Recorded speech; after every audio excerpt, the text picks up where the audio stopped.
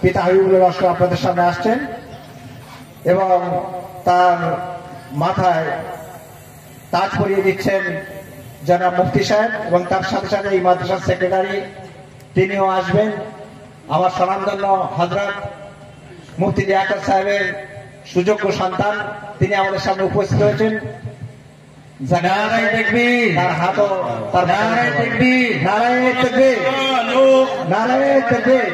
আল কোরআনের আলো ঘরে ঘরে জালো, আল হাদিসের আলো ঘরে ঘরে জালো, আল হাদিসের আলো ঘরে ঘরে জালো। মুফতি আমিনউদ্দিন সাহেব জিন্দাবাদ। দ্বিতীয় যে ছাত্রটা, আওয়াজ হচ্ছে না কেন ভাই? ভাই দ্বিতীয় ছাত্র যে ছাত্রটি মাদ্রাসার মুখ উজ্জ্বল করেছেন সেই রাকিব হোসেন মোল্লা, পিতা আলাউদ্দিন মোল্লা, গ্রাম নীলেরহাট, থানা ঢোলারা।